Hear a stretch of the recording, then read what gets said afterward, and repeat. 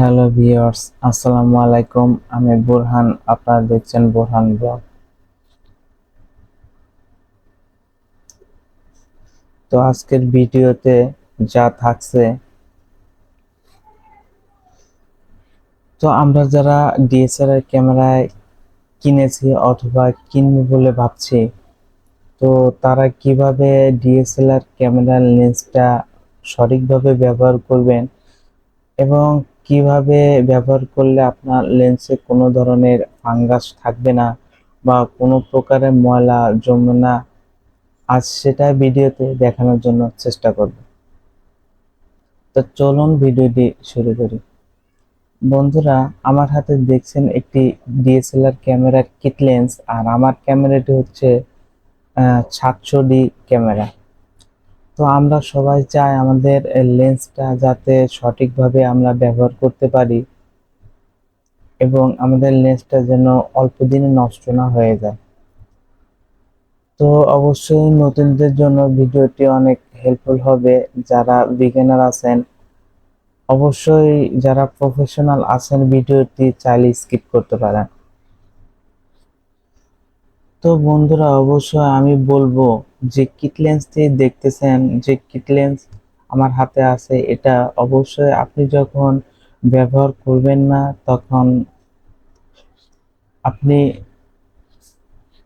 ঠান্ডা জায়গায় এবং যে জায়গায় ধুলাগুলো আছে ধুলাগুলো মুক্ত স্থানে রাখবেন এবং সাথে ক্যামেরাটিও রাখবেন। আর অবশ্যই আপনার ডিএসএলআর ক্যামেরার যে ক্যাপটি দেখতে পাচ্ছেন, এই ক্যাপটি কোনো সময় খুলে রাখার চেষ্টা করবেন না। কারণ আপনি যদি ক্যাপটি খুলে রাখেন তাহলে দেখবেন ক্যাপের ভিতরে আপনার যে সেন্সর আছে বা সেন্সর পয়েন্ট আছে, এখানে প্রচুর পরিমাণে ময়লা থাকবে।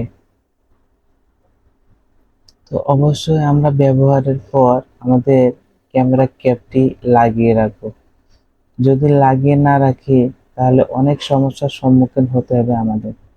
তাহলে আসুন আমরা ক্যামেরা ক্যাপটি খুলে দেখি। ভিতরে দেখতে পাচ্ছেন শাটার কাউন্টার এবং লেন্স সেন্সর। অবশ্যই আপনাদের এই যে লেন্স লাগানোর সময় আপনাদের যে সেন্সর পয়েন্টগুলো আছে, এই পয়েন্টগুলো অবশ্যই আপনাদের দেখতে হবে। এবং দেখতে পাচ্ছেন লাল এবং সাদা যে ডট, এটা অবশ্যই মনে রাখতে হবে। আপনার লেন্স লাগানোর ক্ষেত্রে অবশ্যই এটি প্রয়োজন হবে।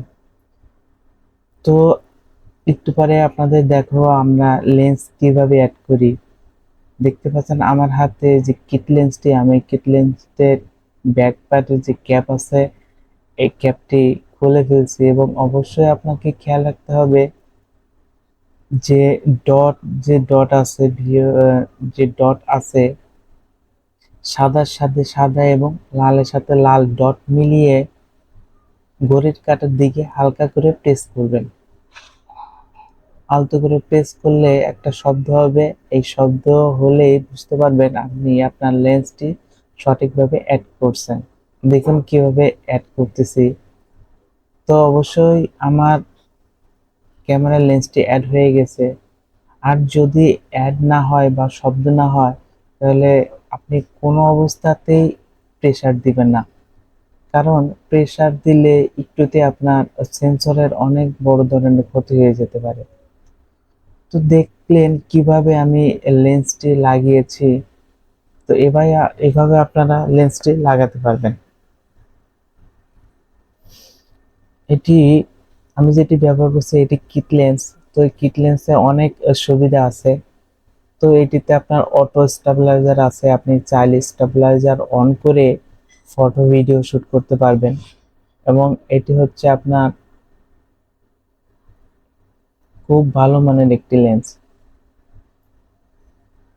তো দেখতে পাচ্ছেন আমি অলরেডি আমার লেন্সটি অ্যাড করে ফেলেছি এবং খোলার নিয়মটা হচ্ছে আপনার এখানে একটা বাটন দেখতে পাচ্ছেন আপনি, আমি দেখানোর চেষ্টা করছি। বাটনটা হালকা করে প্রেস করে ঘড়ির কাঁটার বিপরীত দিকে আপনি ঘোরাবেন। প্রেস করার পরে ঘড়ির কাঁটার বিপরীত দিকে যখন আপনি ঘোরাবেন তখনই আপনার লেন্সটা আস্তে খুলে আসবে। দেখেন আমি আপনাদের দেখানোর চেষ্টা করছি।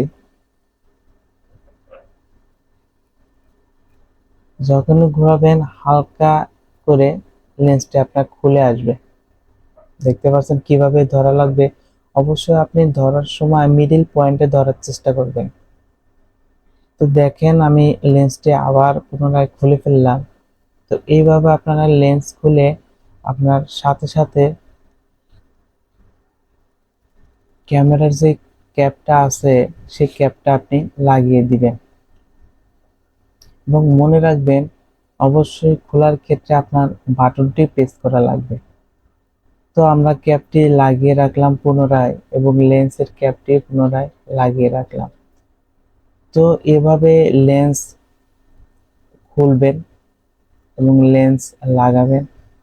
তো আপনার ভিডিওটি যদি ভালো লাগে থাকে তাহলে অবশ্যই আমার ভিডিওটি একটি করে লাইক দিবেন। ভালো থাকবেন। ধন্যবাদ সবাইকে।